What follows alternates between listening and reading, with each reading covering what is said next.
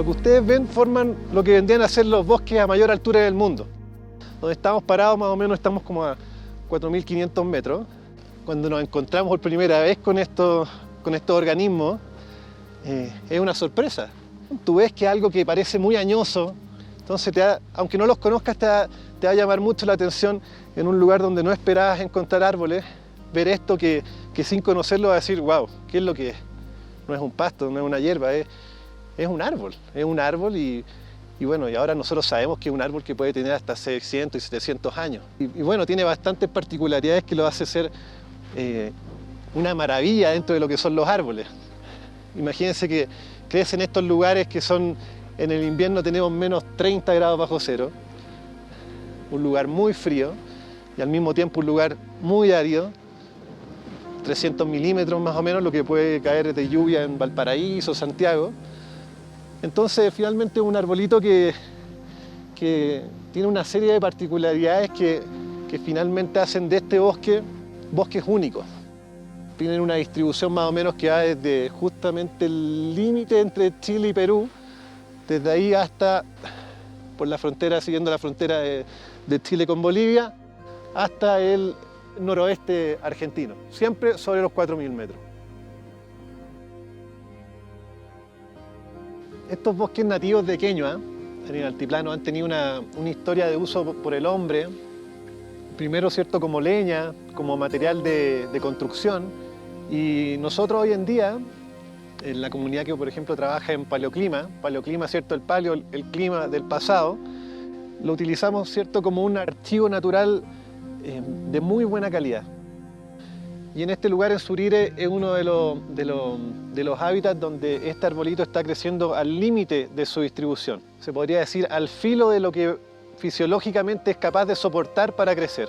Entonces, pequeñas variaciones en el ambiente quedan muy bien reflejadas en este archivo. Vendría a ser un archivo de altísima fidelidad del clima del pasado.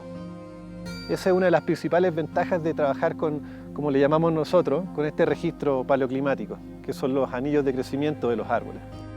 Nosotros hemos podido reconstruir la historia de las precipitaciones para esta zona del altiplano, más o menos desde el año 1300 en adelante. Para este bosque en particular de Surire, hay muestras de Queñua que llegan al año 1270. Como vemos estos arbolitos que crecen acá en esta ladera y que parten desde abajo y terminan arriba casi a los 5.000 metros, esta distribución de estos arbolitos que están acá no es algo estático, es más bien algo bastante dinámico y obedece a las condiciones ambientales imperantes durante los últimos siglos. Es por eso que nosotros hemos querido estudiar cómo están creciendo los arbolitos abajo y en la parte de arriba para ver cómo han sido impactados por los cambios ambientales que han habido en este lugar durante los últimos siglos, que principalmente se han traducido en una disminución en las precipitaciones y un leve incremento en las temperaturas. Entonces, lo que nosotros esperamos a partir de estos estudios comparativos de los árboles de abajo y de arriba es poder dilucidar si es que los árboles de arriba están creciendo más a partir del cambio climático que les da un poco más de temperatura, que era lo que restringía su crecimiento antes, y si los de abajo están siendo bastante más restringidos en el crecimiento, producto de que disponen de menor cantidad de agua ahora para crecer en relación como lo hacían antes.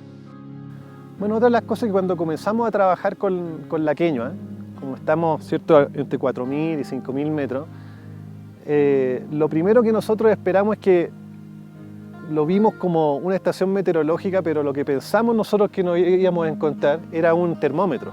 Pero finalmente lo que nos dimos cuenta era que no funcionaba como un termómetro, sino que funcionaba como un pluviómetro.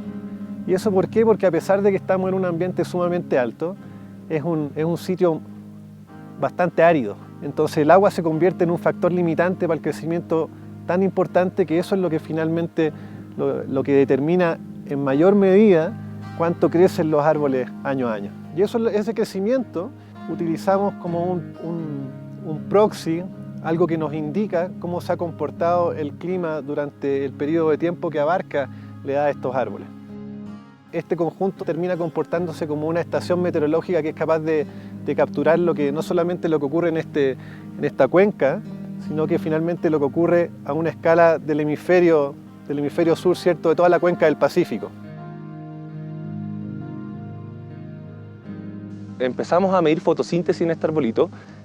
Usualmente tienen tasas fotosintéticas muy bajas, pero sorpresivamente conectamos nuestros equipos de medición de fotosíntesis a estos arbolitos y empezamos a detectar tasas de fotosíntesis bastante altas, lo cual fue súper inesperado para nosotros, y empezamos después a preguntarnos el por qué.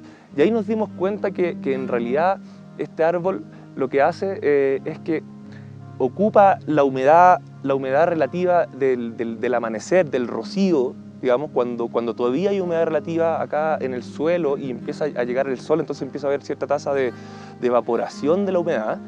Ahí es donde nosotros empezamos a entender que en realidad este arbolito, el negocio que hace de balance de carbono en el día, lo hace solamente en un par de horas en la mañana, súper temprano, y después todo el otro resto del día empieza a cerrar los estomas, deja de transpirar, deja de hacer fotosíntesis en gran medida y queda en un estado estacionario, basal, tratando de esperar en la nueva ventana del otro día para hacer un nuevo negocio cortito en la mañana, pero muy intenso. Por eso es que nosotros estábamos bien sorprendidos de las tasas que tenía inicialmente, lo cual es un comportamiento súper particular en términos de los vegetales, porque generalmente los vegetales hacen un negocio durante todo el día.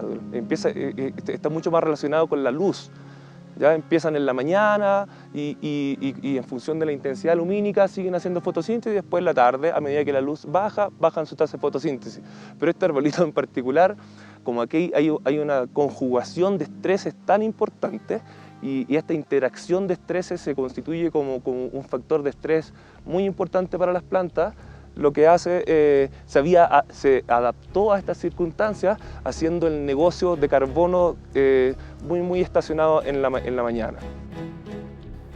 Gracias a la longevidad que tienen los árboles de este bosque y que tenemos este registro finalmente de cuánto han crecido los árboles durante los últimos 700 años, a partir del año 1300, una de las cosas que hemos detectado es que, bueno, a partir de la década del 30, de 1930, comienza una tendencia a la baja sostenida en cuanto al crecimiento de estos árboles, y esto a nivel regional del altiplano.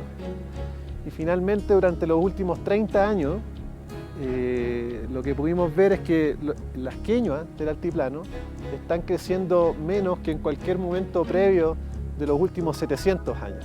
Por supuesto que hay años que crecen más, entre medio más, menos, pero la tendencia de los últimos 30 años es que el crecimiento de ellos es menor a cualquier otra fase previa desde el año 1300. Y eso básicamente está dado por la disminución de las precipitaciones. Entonces, estos últimos 30 años ha sido tan bajo el nivel de las lluvias que se traduce que el crecimiento de los árboles de este bosque y de los bosques de queñuas del altiplano ha llegado a ser el de menor nivel desde el siglo XIV.